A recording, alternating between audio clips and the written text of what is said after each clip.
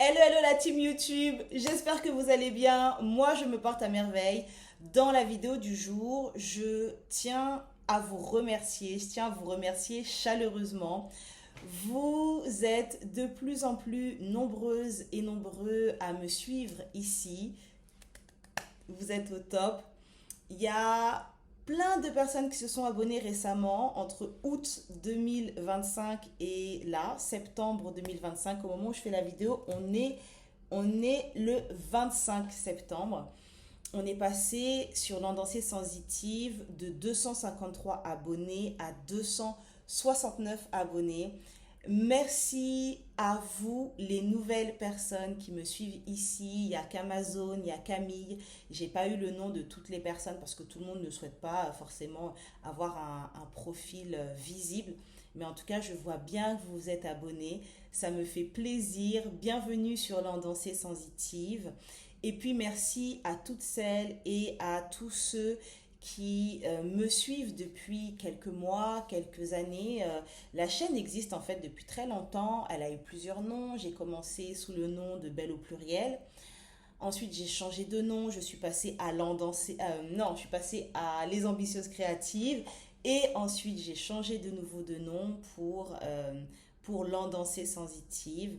Tous ces changements, en fait, eh bien, sont le fruit de mon évolution, de comment je vois les choses, de ce que j'ai envie de partager et de vous transmettre. Belle au pluriel existe toujours. Belle au pluriel, en réalité, c'est une association. Je suis en train de travailler sur des projets au niveau de cette association. Il va y avoir pas mal de choses. Je réfléchis pour mettre en place des événements à travers cette association. Je réfléchis pour faire appel à une équipe de bénévoles à travers cette association. Il y a pas mal de choses qui sont en mouvement. J'essaye de ne pas trop m'éparpiller parce que je gère différents projets. Mais c'est important que je vous dise que Belle au pluriel existe toujours, mais ce n'est plus une chaîne YouTube comme ça l'a été au départ et un blog. C'est vraiment devenu un projet associatif. Donc vous aurez l'occasion peut-être de me rencontrer par ce biais-là également. On est toujours sur une thématique autour de la valorisation des femmes, de la puissance des femmes, etc. Je vous en parlerai plus. Pour l'instant, je travaille dans l'ombre de mon laboratoire pour créer en fait une équipe de bénévoles, mettre en place des projets et une fois que ce sera un peu plus avancé, je pourrais vous en parler davantage. En tout cas, ça me fait chaud au cœur. C'est pas évident de se lever un matin en se disant qu'on va diffuser son message, qu'on va porter sa voix, qu'on va assumer en fait son leadership et sa mission. C'est pas évident parce que vous le savez, sur les réseaux sociaux, il y a aussi un certain nombre de personnes qui décident de déverser leur frustration. Ces personnes que l'on appelle les haters. Et donc, c'est vrai que ça peut freiner cet élan de vouloir partager. Je vais m'adresser à toutes les femmes et à tous les hommes de ma communauté qui auraient l'envie de créer du contenu, que ce soit ici sur YouTube, là-bas sur TikTok, sur Instagram, sur Facebook, où vous le souhaitez, sous le format d'un podcast sur Spotify ou ailleurs. Ne vous laissez pas freiner par la peur d'être jugé, par la peur d'être critiqué, par la peur d'être malmené par les haters. Ces personnes ne doivent pas avoir de pouvoir sur vous. Ces personnes ne doivent pas limiter votre envie de diffuser un message, de partager votre passion. Ces personnes-là ne doivent pas gagner en fait. C'est très facile lorsque l'on est caché derrière l'écran de son ordinateur ou de son smartphone. C'est très facile de démonter une personne, de dénigrer une personne, de l'humilier, de la rabaisser. Mais ça demande beaucoup de force, beaucoup de courage, beaucoup de détermination d'allumer sa caméra et de se dire ok, je vais partager mon message. Je ne sais pas si mon message sera entendu. Vous savez, au départ, quand vous démarrez, c'est un petit peu comme envoyer une bouteille à la mer. On ne sait pas qui réceptionnera le message. Sachez qu'il y aura toujours des personnes pour réceptionner votre message. Sachez que votre message a de la valeur. Sachez que votre message peut transformer des vies, qu'il peut aider de nombreuses personnes. Et c'est sur ça que vous devez garder le focus.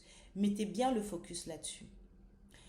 J'espère vraiment que au niveau de la législation, il y aura des choses en matière de protection des créateurs et des créatrices de contenu, qu'il y aura des sanctions réelles, parce qu'en fait, c'est très facile au niveau où on en est de la technologie, c'est très facile de retrouver une personne. Voilà, vous remontez sur une adresse IP. Si vous faites appel à une équipe de hackers ou de gens qui s'y connaissent très bien en technologie, en vrai, quand on veut se donner les moyens de protéger les personnes qui prennent la parole sur les réseaux sociaux et sur Internet, en fait, on a les moyens. C'est juste que c'est assez récent dans nos mœurs et donc on n'a pas encore toute la législation qui suit.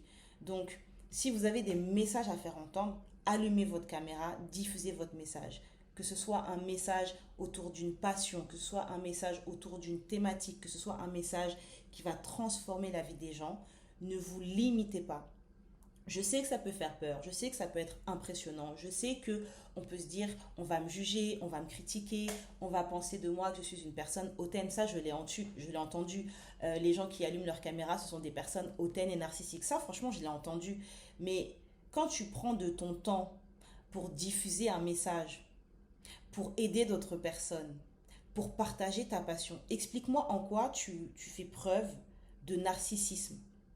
Tu aides d'autres personnes, tu diffuses des bonnes vibes, tu permets à d'autres personnes d'avancer dans leur vie.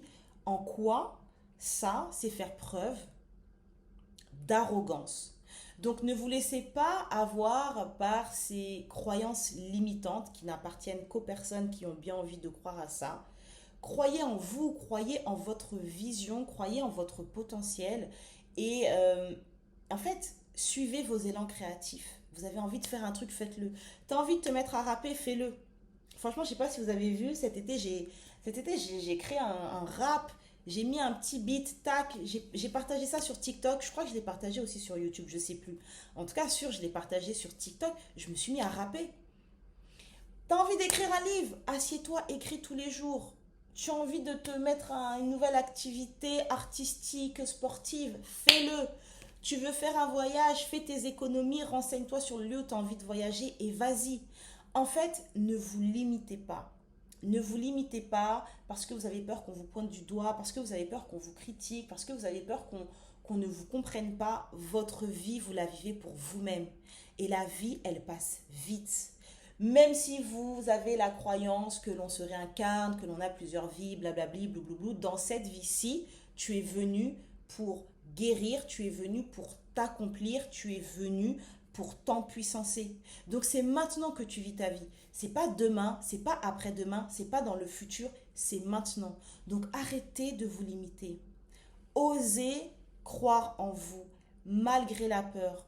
Osez mettre un pied devant l'autre. Osez poser des actions qui vont vous emmener petit à petit vers la matérialisation de votre vision grandiose. Et si les gens ne sont pas contents avec ça, si les gens ne sont pas d'accord, si on vous critique, si on vous dénigre, ce n'est pas votre problème. Ça ne vous appartient pas. Et bien sûr qu'en chemin, vous allez faire face à des retours, à des remarques, à des choses qui sont pas très agréables, qui sont inconfortables, piquantes, blessantes. Mais vous allez aussi avoir des personnes qui vont vous faire des retours extraordinaires. Vous allez avoir des personnes qui vont vous remercier. Vous allez avoir des personnes qui vont vous soutenir.